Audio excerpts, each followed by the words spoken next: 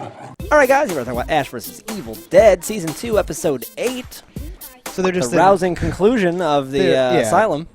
Of the Ball saga. Yes. They're just in the asylum, which I think is like, I'm not here to nitpick stuff. All right, I feel a nitpick coming. Well, I was really, liking my own interpretation that it was all this fake thing, and then when they showed the car, I said last time, like, yeah, I'm hoping they're not just in an asylum, because then, like, so Ball is this all-powerful entity that, like, gets in your brain and, like, controls you by like, seducing you and, like, befuddling and tricking you, but he has to, like, take Ash's, like unconscious body and, like, load him into a car and carry him or whatever, bring him to the asylum, and like Reg is really there and he's dead though, but Amanda's there but she's not dead though, and was he controlling them, I guess, to make them do their part? But then he can just make Ash see footage of something that didn't happen, so why is he doing any of this?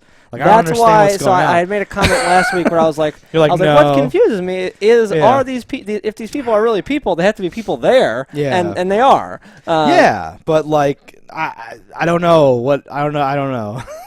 Because if he can make you see a person as someone else, why can't he just make you see someone who's not there? Why does he need a person? I don't understand what's going on anymore. Just fun. Listen, hey, we had fun. It's fine. We kind of, mentioned... I think what I think would have played out better is if Ball was in an active asylum that was like, not this defunct thing that has a few security guards and a crackhead. Yeah, like right. Picture this. Let me set a scene. They're in an actual asylum. He has taken over a position where people see him as a doctor. They believe Ash to be a patient. Yeah, and then he would like skin suit a real doctor. And then you paint this picture where he has Ash like seeing all these things as deadites, and you make Ash just murder like real people. Yeah, real people, and then snap it away that he can see what he's done. Yeah. That's how you get in someone's head. That would be amazing. Would he be really killing people in real life? Oh yes. That's why they didn't do that. Yes. Because they can't have the hero really killing people. He wasn't himself. I would love it. Yeah. Listen, I would love it, but I feel like Stars probably said no. You gotta think he's killing, like when a demon takes over a person's body. Yeah. They get killed. They get got the same way. It's really not that different. No, and I was so like what's different and like is the actual innocence dying at the moment. Yeah, and I've been looking for that the whole time. Is like when he kills a deadite, does their face turn back into the non-deadite face? And it seems like it doesn't. So that I'm like, why does anyone ever not believe Ash? Just hold up that weird looking head with the fangs and the white eyes and stuff, and be like, this is why, right? But I don't know. Anyway, so like.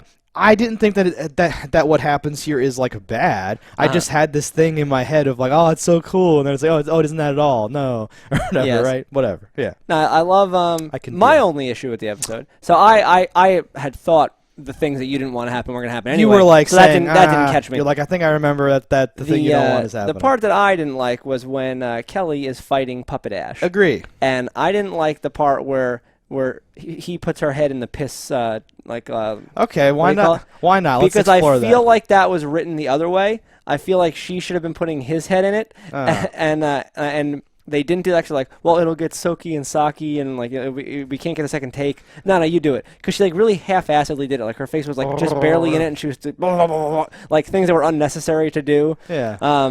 So like that part took me out of the moment. I read this too as more of the stuff we've been talking about, where they're trying to position her as like the next Ash or something like that. She's like, always bring a gun to a puppet fight, and I was like, like I don't like this at all. A lot of her dialogue doesn't land, and it's not her fault. It's a lot of it's the writing. Like only certain characters can pull off some lines. It's the way they are. Since we talked about it, however many episodes ago, now whenever it happens, that's what I think. It's like that's an Ash line. She can't pull off that line. It doesn't make sense for her to say that, because when Ash isn't around, she like can do like some more of the Ash stuff, but they really needed to have her find her own way. Like I think I've referenced Blade 3 before. Okay.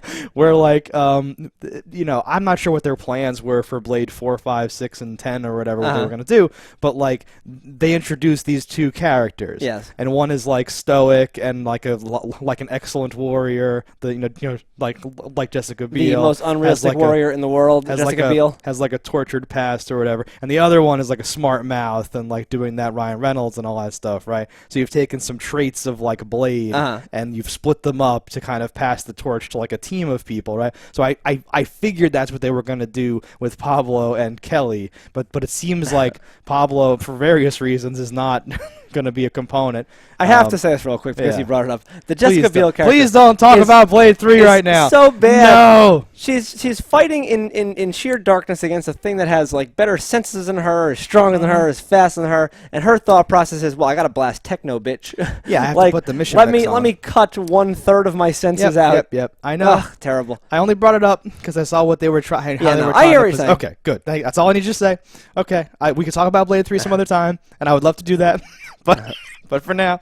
Yeah, so like I don't know about Kelly just being Ash though. She should have her own way of embodying parts of Ash's character. And like early on they were kind of doing that. Like Pablo and Ash looking through the little windows into the kitchen while she's wailing on that deadite and all that stuff. Yeah. And it's like, okay, this bitch is crazy. That's awesome, right? And she has her own like direction to go in. But I feel like as the show has gone on, they've kind of been putting her into like Ash roles. Because when she meets up with Linda, she like talks to her a certain way. When she gets in there, she's like, all right, guys, let's do the thing. There always has to be an Ash. Yeah, an ashy, liney thing or whatever. My powerful vagina. You're my powerful vagina. Yeah, exactly. Right. So she should have her own flavor of interaction that kind of spiritually embodies, something good or bad about Ash, but not just literally be, let's take this line of the script and give it to her, and that way it'll be good. Yeah.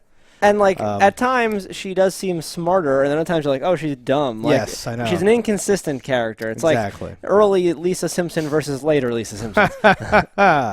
Excellent. There's always a Simpsons. There's always an appropriate Simpsons reference to everything. Indeed. No, I agree. So like, other than that though, the puppet fight I felt a little weird about. Yeah. At one point, it like clamps down on her hand, and I thought something was going to happen with that. Yeah, it seemed inconsistent whether the teeth were actually teeth or not. Like at some points, it's like okay, this, and then it's like okay, it's biting her. Yes. I do like that it's like two different puppets. I think that's fun. When it gets like beast mode puppet. Yeah. No, I know. I like that, and she is right when she sees it. Like it is adorable. Like. Yes, I would have simply grabbed that puppet. Like I would have been like, oh, I'm taking this. Ash is going to get a kick out of this when he feels better, and I see him again. And Exactly. But she was leaving it, and then that's how he got able to surprise her because she didn't have it in her pocket. Yes, no, it is, not that I'm going to harp on like how the rules work or how stuff happens, right? But she like has to fight and defeat this puppet that's doing all these different things and all that stuff. Like part of me would have liked it better if it was on her arm the whole time and that was the thing or whatever. Because that's what kind of happened with Ash. Where it ends up on his arm, he's not sure how, it starts talking, he's like, this ain't me, Doc, and then like it's talking to him, right? And that's the whole thing where he's like, I'm either much crazier than I thought, or something very crazy is happening over here. It's like, I think something crazy is happening. Like, what? Oh, God. And he's like, did I say that, out loud? He's like, no, stupid. And you're like, oh, my God. And like this whole, like, that whole thing, right? So she could have done her own little crazy thing. I don't know. It could have been fun too if it was Ash's voice coming out of the puppet. It should have been. Whose voice is it? It very well may have been him doing a voice. Yeah. But I don't know. I didn't look at the credits to see who it was. Interesting. Yeah. But it didn't sell as what I would have wanted originally. It did not read to me as Bruce Campbell or whatever. I think they made it different enough than Bruce, so when Bruce was having scenes where you couldn't see them both talking, you knew who was talking. Yeah. It makes sense. We should look that up. I'm very interested now. Sure. But the puppet's dead now. Dead. So there's no more happening there. But I thought there was some more potential there that they could have done or something like that. Like the puppet offers to help her, and she's like, this is crazy and all that stuff. And then, he's over there. And then he like, turns on her, or she's like, no, I disagree with you. And then he's doing the whole thing. Maybe like Linda shows up then and goes, like, Kelly, what's going on? She's like, you don't understand. He's like, yeah, you don't understand. Or some weird. It's like, oh my, what? I would have liked to have seen what the puppet chainsaw could do before it died. They didn't use the puppet chainsaw. Well, he started it up and then didn't get to use it. When she was like choking him, I expected him to like go for her arm with that or something like that. And it either be soft and not do anything, or it's like, it's cutting me. Yeah. No, yeah, and like the bites seemed like they were gonna do like a lot of damage maybe, but then like she's fine or something. I wasn't sure the whole thing. I don't know. Well, he's a very soft head. Yeah, she's fighting a puppet. At the end of the day, I cannot be too critical really, but I'll bring up the thoughts that I had. Yeah. Whatever. Yeah, bring on to a puppet fight. Yeah. So what else happened before the end here? So we got Ash in like a camo outfit walking around. Yeah. So he's Where did you even get that? He's inexplicably cosplaying as some nuevo Jason Voorhees something or other and walking around. He like lights the thing on fire, which is like badass, but I'm like, I don't know how this is a thing. And it was such a low flame, like slow, let's just a realistic flame, I should say. That, like, you're not really blocking that hallway. You could just step over that. You could even walk through it briefly. Like fire goes behind him too, as if he's like blocking it off, right? But like part of me was like, okay, well surely the building being on fire will come into play later, and they just go like, that's it's all cement walls and floor, so it would be very little to do damage-wise. I guess. So he just lit whatever accelerant he dropped on on the ground on fire. Yeah, and for a minute I thought he was gassing up the chainsaw or something. I wasn't sure what the whole thing was happening there or whatever. I don't know. I think that we all knew, you because you remember, me because it was obvious that like he was playing, he was just playing along with everything or whatever. You knew the dog tracker was going to come into play. Well, that's hilarious. Where they actually say, because that's their way of bringing it up is, okay, no matter what happens, don't tell Ash that we found him because of the pet tracker. He'll never let us hear the end of it, right? And then later he actually says, no, it's been my plan all along. Yeah, they said I couldn't get you in the book and everybody in the same room. Ha! And does the whole thing, and you're like, oh my god, this is wonderful. And it worked. But like, it is like a risky plan to walk like stone-faced at any towards moment, your friends anyone could have been killed. Yeah, could just shot him in the head, right? So I'm like, this is weird. Yeah. But that often the kind riskiest of stuff plans are the ones that pay off the best. And that's how Ash does it. Yeah, loosey-goosey. I'm fine with that. Yes, I was gonna say. Those things I can always forgive because I'm like, fine, it's fine. But yeah, he's lucky no one did anything, stabbed him or did anything really bad to him or something like that. Or like Ball didn't just straight up murk any of his friends at any point. Yeah, right. Period. So there's a big one at the end here. Was there anything else to bring up before we get to the end? Just to say really quick. So like Linda, right? So her husband, the sheriff. Oh, of course. Her daughter becomes a Deadite, right? Everyone dies. This whole thing. That's fine. This is like another Deadite sequence. The Deadites are really rude and nasty, and they mention stuff and they tell like darker jokes and all that stuff. So this was more of that stuff. I don't really care about that stuff per se. No, rips the husband's head like right off. Yeah, and Kelly like machine guns the daughter's head to like nothing. Yes, but then Linda meets up with Kelly like we've said 3 times. Yeah, and that's awkward to me. I don't know why. I don't know. Well, it's awkward because I killed your daughter. Both of you are kind of in this scene. There's a part where like a tear rolls down Kelly's eye, and like 1 second later it just disappears.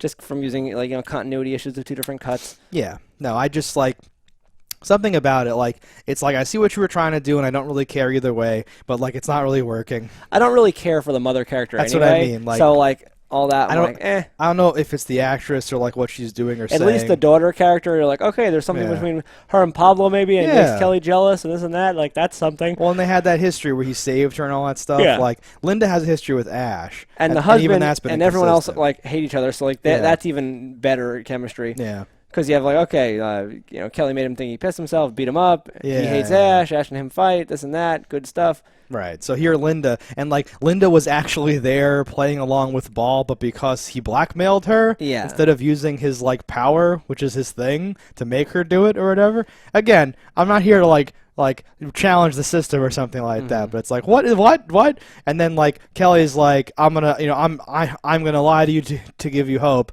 and then like 2.5 minutes later she's gonna be like, okay, I'll tell you the truth or whatever. It was very like, all right, I know what we this was whatever. So that's like a part of the episode that I like. That's why we like forgot to talk about it until now. It's like, okay, it's fine.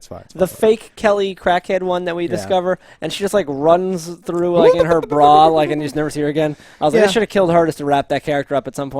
You should have just found her dead body or something. No, and I again, I think it's weird that she's alive and like maybe not. Like, is she being mind controlled? And if not, how? I think she's just on drugs, and that saved her. And that's the thing. I don't know what's going on. A polluted mind is safe.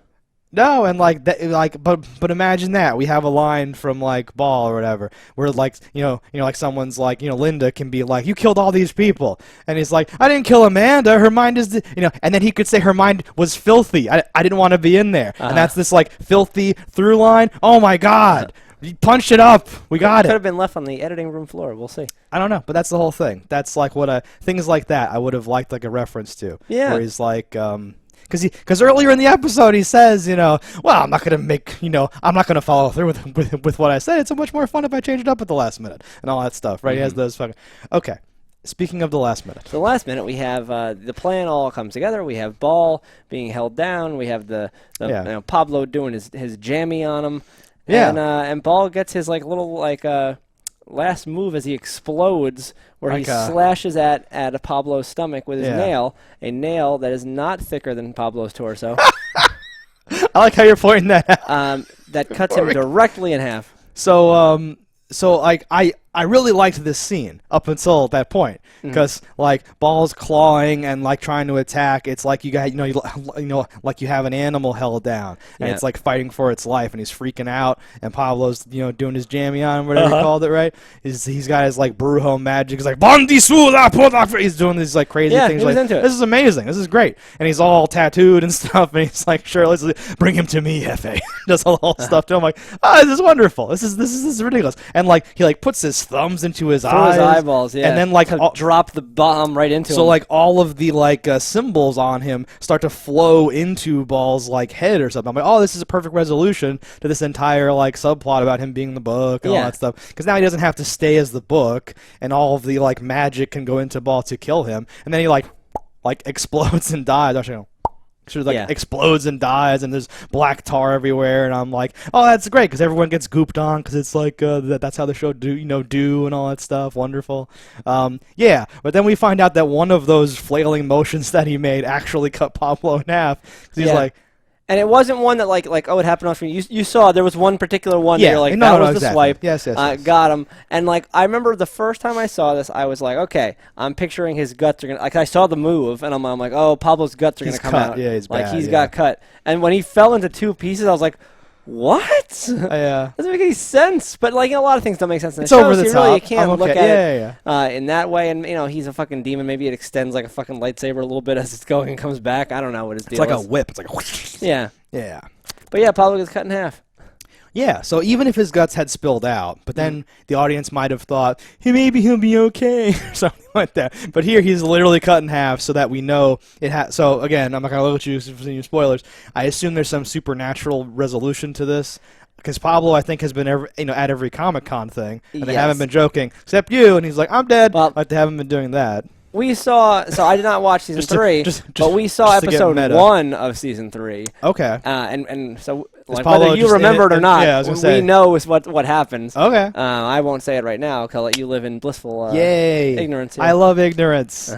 But is Pablo just in that episode fine? Everything's fine, I assume. Because nothing. Do you just want to know? No. Okay. Yes. No.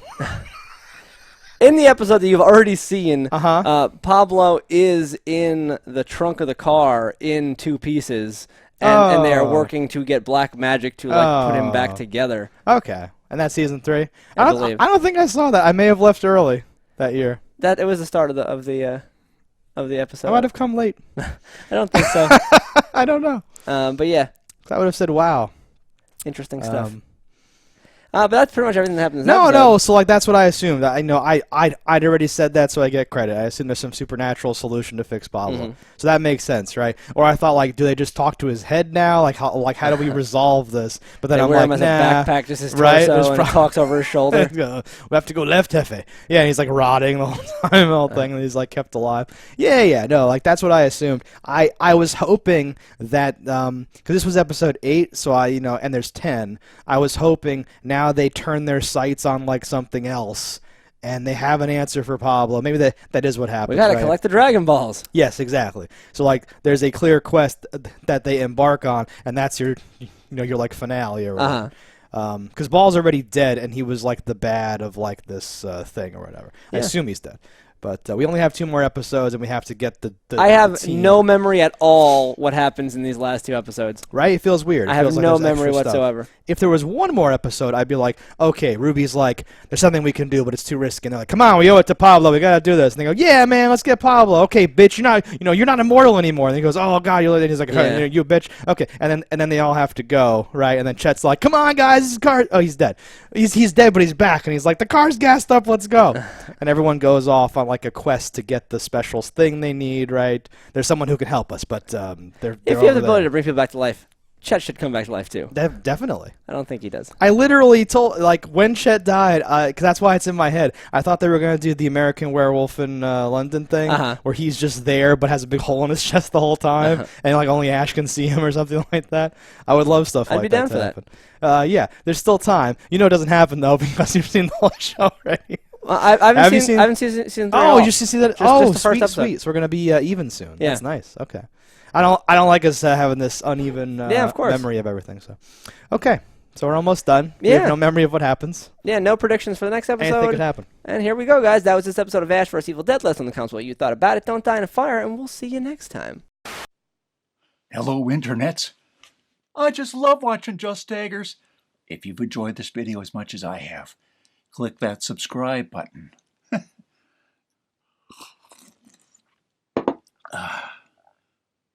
Peace out, homies.